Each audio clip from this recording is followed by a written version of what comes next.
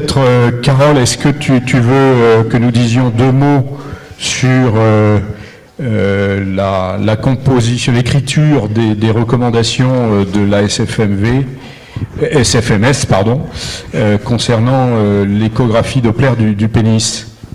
Oui, oui, bien sûr, d'autant que moi, là, par contre, je vais devoir vous quitter après. C'est un travail quand même important parce qu'on se rend compte que les pratiques dans ce domaine, elles sont vraiment très variées. Moi je travaille quand même sur une région relativement large puisque je vois des patients entre Menton et Toulon. Ça fait quand même géographiquement beaucoup de monde.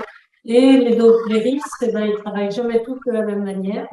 Et quelle injection on fait, quelle dose on fait, quelle est l'indication même de faire des Dopplers, quand est-ce qu'on va suspecter une fuite veineuse, etc., etc.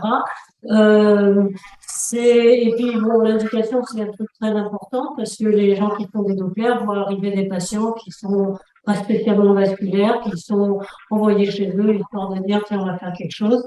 Et donc on a trouvé que c'était une bonne idée de cadrer un petit peu les pratiques et on va faire donc des recommandations dans ce domaine. Et on a monté un petit groupe qui travaille sur ce sujet. C'est des recommandations qui seront bien plus les consensus d'experts parce que finalement la biblio elle n'est pas très fournie dans ce domaine. Et voilà, et donc on a lancé le travail. Et puis on a un deuxième travail entre la SFMS et l'AFU, l'Association française d'urologie, qui consiste qui porte sur les traitements de la dysfonction érectile dans un but, parce que les recommandations françaises sur la dysfonction érectile, elles sont maintenant anciennes. Et donc là, le but, c'est de recadrer un petit peu la place de chaque traitement avec les nouveaux traitements, bien entendu, les combinaisons de traitements, parce que ça, on se rend compte que c'est de plus en plus évidemment employé. Et plutôt que de faire des recettes de cuisine, ça serait pas mal de détailler ça avec de la littérature. Et donc la place, bien sûr, des traitements vasculaires.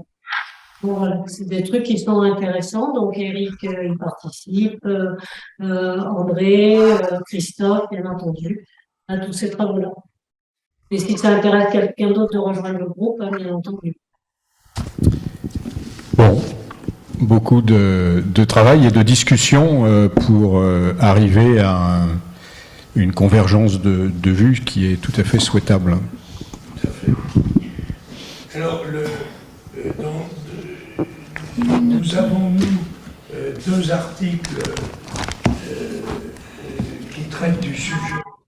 L'un qui a été fait dans le journal des maladies vasculaires en décembre, c'est le numéro de janvier 2020, ou 21, je ne sais plus, et la maladie vasculaire. 21, janvier 2021. Et puis, ça a été répété dans le numéro spécial de phlémologie consacré... ah non, vasculaire, c'était avant. C'était 2020. Donc 2020, il y a un qui a été répété dans le journal de phlémologie, le numéro spécial, paru en début d'année, qui est accessible en accès direct sur Internet. Et puis après, je crois que votre petit groupe va travailler. Très bien. Oui. On continue encore Oui. Allez, pour